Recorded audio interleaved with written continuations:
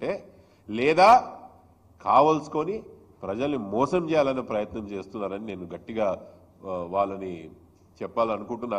ఈరోజు ఎమ్మెల్సీల విషయాలే కానీ ఎమ్మెల్యేల విషయాలే కానీ కాంగ్రెస్ పార్టీ ఏదైతే ప్రవర్తిస్తున్నదో విధానాన్ని ఏదైతే ప్రవర్తిస్తున్నదో ముమ్మాటికి దాని తెలంగాణ ప్రజలు గమనిస్తున్నారు.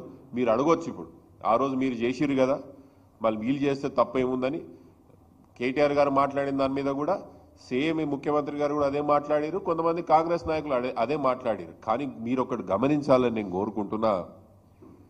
మీకు ఇప్పుడే చెప్పిన తెలంగాణ ప్రజలకు అప్పటికప్పుడు బయట పడకపోవచ్చు కానీ అన్ని వాళ్ళ రిజిస్టర్లో రికార్డ్ చేసుకుంటారు. పార్టీ ఫిరాయింపులు ఆ రోజు బీఆర్ఎస్ పార్టీ చేసింది కాబట్టే తెలంగాణ రాష్ట్రంలో ఆర్థికంగా సామాజికంగా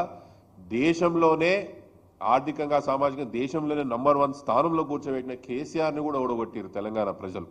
కేసీఆర్ పార్టీని ఓడగొట్టారు.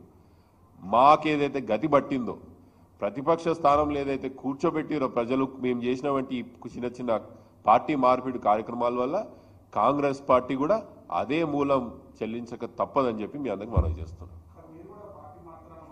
లేదండి, నేనే పార్టీ మారట్లేదు.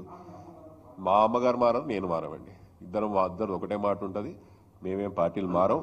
మేము ఆ రోజు కాంగ్రెస్ పార్టీ నుంచి మారింది ప్రత్యేక పరిస్థితుల వల్ల మారినాం కానీ రాజకీయ అవసరాల కోసం పదవుల కోసం మారలేదు. దానికి ఆ మానసిక సంస్కృతి కూడా మాకు లేదు.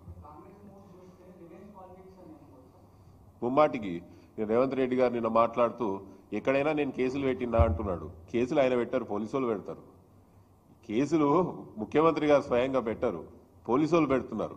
ఈరోజు జిల్లాల్లో కానీ లేకపోతే మా పార్టీలోనే కానీ ఎంతమంది మీద అక్రమ కేసులు పెట్టిరో చూసిర్రా? ఎమ్మెల్యేలు ప్రజా సమస్యల మీద కొట్లాడితే కేసులు పెట్టుడు ఏడన్నా చూసిర్రా? ఏడన్నా చూసిర్రా మీరు? ఎమ్మెల్యేలు ప్రజా సమస్యల మీద కొట్లాడనీకే ఎమ్మెల్యేలను ఎంచుకుంటారు.